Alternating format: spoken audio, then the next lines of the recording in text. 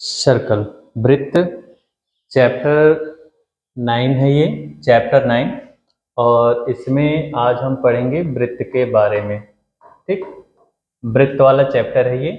Exercise 9.1 प्रश्नावली 9.1 और इसमें आज हम पहला क्वेश्चन पढ़ेंगे।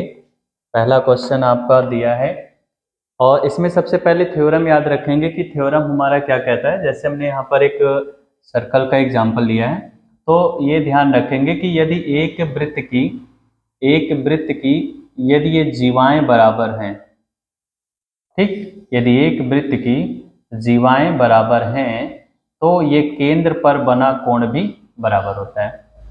ठीक, यानी यदि किसी वृत्त की जीवा तो समझ ही गए, ये जो है ये जीवा है, ठीक, ये जीवा हो गए, यानी AC और ये BD वृत्त की जीवाएं हैं।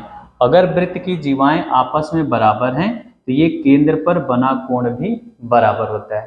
ठीक, यानी एक सर्कल की किसी सर्कल के अगर ये कॉर्ड जो है ये इक्वल हैं तो ये सेंटर पे जो एंगल बनता है वो भी आपका इक्वल होता है। अब इसी का अपोजिट थ्योरम क्या होता है, अगर क्वेश्चन में कहता है कि अगर सेंटर पे बना एंगल अगर इक्वल होता है तो ये कॉर्ड इक्वल होंगे, यानी अगर वृत्त के केंद्र पर बना कोण बराबर है तो उस वृत्त की जीवाएं भी बराबर होती हैं।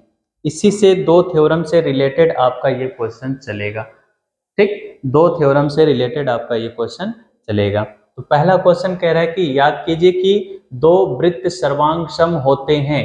यहाँ लिख दिया दो वृत्त सर्वांग सम होते हैं यदि उनकी त्रिज्याएं बराबर हों। सिद्ध कीजिए कि सर्वांग सम वृत्तों की बराबर जीवाएं उनके केंद्रों पर बराबर कोण अंतरित करती हैं। देखिए सेम वही चीज आपको फिर दे दिया। अब क्वेश्चन देखिए क्या कहता है कि हमने एक ऐसे दो वृत्त की बात किया है, हमने ऐसे दो सर्कल बना लिए। ठीक, दो सर्कल ऐसे हमने बना लिए। ठीक, ये दो सर्कल हो गए। अब इसमें क्या कह रहा है क्वेश्चन में कि दो वृत्त सर्वांग सम है। अगर हम कहें कि इसका सेंटर जो है O है और इसका सेंटर जो है O डैश है, क्लियर, तो O और O डैश वाला जो सर्कल है ये पहले ही कह दिया कि कॉन्ग्रुएंस है, सर्वांग सम है। ठीक, मान ले रहे हैं हम कि अगर सेंटर के अकॉर्डिंग चल रहे हैं तो दो वृत्तों के केंद्र हमने मान लिया, यानी दो सर्कल के सेंटर को हमने मान लिया O और O डैश है, तो ये दोनों सर्कल कॉन्ग्रुएंस हैं यानी सर्वांग सम हैं। तो यदि उनकी त्रिज्याएं बराबर हों, त्रिज्या की बात कर रहा है तो सेंटर से ऐसे मिला देंगे इसको, ये त्रिज्याएं कह रहा है बराबर है, ऐसे भी कर सकते हैं, इसको भी ऐसे मिला सकते हैं। ठीक, ये कह रहा है कि दोनों क्या है, बराबर हैं। इसका कोई नाम डाल देंगे आप, AB डाल दीजिए, इसका C और D डाल दीजिए। ठीक, इस तरह से हम दो त्रिज्याएं इसकी OA और OB लेकर चलेंगे। ठीक, अब क्या करना है आपको, क्वेश्चन में पहले ही गिवन क्या चीज दे दिया है उसको लिख लेते हैं। गिवन यानी दिया है, क्या दिया है इसमें, क्या चीज दिया है इसमें, पहले ही कह दे रहा है कि त्रिज्याएं आपस में बराबर हैं, OA OB के बराबर, O डैश C जो है O डैश D के बराबर है। तो सर्वांग सम वृत्तों की बराबर जीवाएं उनके केंद्रों पर बराबर कोण बनाती हैं। ये भी कह दे रहा है कि इसकी ये जो जीवा है यानी कॉर्ड है ये भी इक्वल है, इसको भी लिख देते हैं कि AB जो है वो CD के इक्वल है। हमें प्रूव करना है कि ये जो सेंटर पे एंगल बनेगा ये भी आपस में इक्वल होगा। तो इसके लिए हमने बताया कॉन्ग्रुएंस का रूल्स होता है कि तीन चीजें आपकी जो होती हैं वो बराबर होनी चाहिए, चाहे वो दो साइड एक एंगल हो, दो एंगल एक साइड हो या साइड हो। ठीक, ये तीन चीजें आपको इक्वल करना रहता है। तो यहाँ तीन चीजें इक्वल आपको दिख ही रहा है। अब क्या करेंगे, दो आपको ट्रायंगल दिख रहे हैं, दो त्रिभुज दिख रहे हैं, हमने ले लिया त्रिभुज OAB, ठीक, एंड और त्रिभुज ओ डैश सी डी, यानी triangle O A B and O dash C D, इन्हीं में देखना है। तीन चीजें मुझे बराबर करना है। तो सबसे पहले तो हम बराबर कर दे रहे हैं। ओ ए जो है ओ डैश सी के बराबर है। क्वेश्चन में कह रहा है कि दोनों रेडियस है, इसलिए आपस में इक्वल हो जाएगा। ठीक, अब फिर कह रहा है जीवा भी इसका बराबर है, जीवा भी कर दीजिए। तो ए बी जो है किसके बराबर है, सी डी के बराबर है।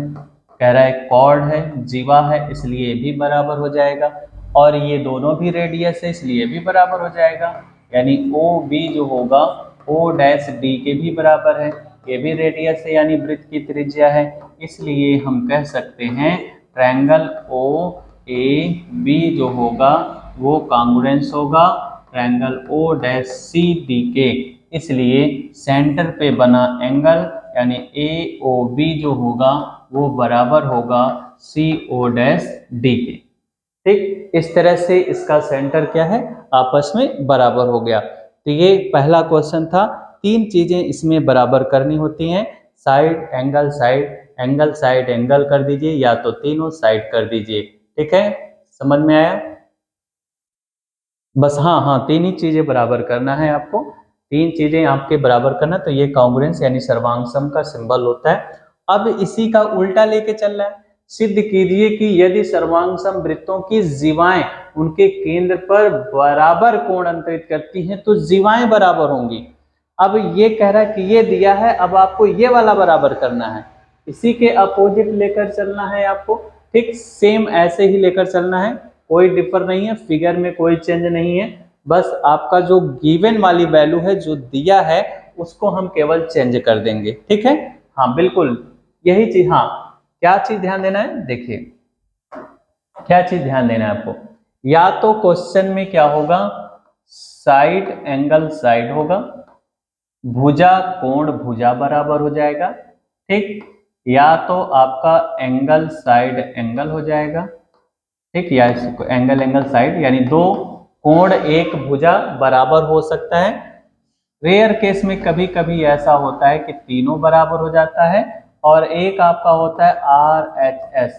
ठीक ठीक, इसमें क्या होता है कि राइट एंगल बनता है, यानी समकोण त्रिभुज बनता है, जिसमें एक कोण जो होता है आपका 90 डिग्री का हो जाता है। तो उसमें केवल आपको एक हाइपोटेनियस हो जाता है, इक्वल हो जाता है, एक एंगल आपका इक्वल हो जाता है। वो कब लगता है, जब समकोण त्रिभुज आता है तब हम वहां पर उसको लगाते हैं। ठीक, तो चलिए इसमें अब हम सेकंड क्वेश्चन में, इसी का सेकंड क्वेश्चन चलते हैं। सेकंड क्वेश्चन में आपको अब क्या करना है, जीवाओं को सिद्ध करना है कि बराबर होता है, कोण तो दे ही दिया है बराबर। ठीक, अब यहाँ पर हम क्वेश्चन नंबर 2 की बात करेंगे। दो वाले में कह रहा है सिद्ध कीजिए। अब यहाँ देखिए स्टार्टिंग से क्या होगा, उसी ट्रायंगल में लिखेंगे त्रिभुज ए ओ बी और त्रिभुज सी ओ डैश डी में। ठीक, इसी में इन ए ट्रायंगल। ठीक, यानी त्रिभुज ए ओ बी और सी ओ डैश डी में हम देखेंगे क्या चीजें दिया है। अब आपका एंगल दे दिया है और ये कॉर्ड इक्वल करना है। तो ओ ए जो होगा ओ डैश सी के बराबर है, गिवन है। ठीक, उसके बाद एंगल भी दे दिया है, ए ओ बी जो है वो angle C O dash D के बराबर है। और तीसरा आपका ये वाला साइड बराबर ही है, रेडियस है, O B equal to O dash D. ये तीनों चीज गिवन है, यानी दिया है। तो जब दिया है तो त्रिभुज सर्वांगसम हो गया, ए ओ बी सर्वांगसम यानी कॉन्ग्रुएंट, सी ओ डैश डी। इसलिए हम कह सकते हैं इसका कॉर्ड जो होगा वो इक्वल होगा, यानी A B equal to C D के बराबर होगा। ठीक, क्लियर? हाँ, तो ये एक्सरसाइज 9.5 का पहला और दूसरा क्वेश्चन था। ठीक, इसमें ये क्लास, हाँ क्लास 9th का ही तो चल रहा है, क्लास 9th का ही है। दो क्वेश्चन आपका इसमें से हो गया। पहला क्वेश्चन आपको 1 वाला बता दिए, दूसरा क्वेश्चन भी बता दिए। तो इसमें थ्योरम आपका वही कॉन्ग्रुएंस वाला ही चल रहा है, कॉन्ग्रुएंस थ्योरम ही बताया गया है इसमें। तो क्लियर है? ठीक, तो इसको नोट कर लीजिए। इसके बाद अगला एक्सरसाइज आपका 9.2 है। कौन सा एक्सरसाइज? 9.2। इसमें भी ये जो थ्योरम यूज हो रहा है ये आगे भी आपका यूज होगा।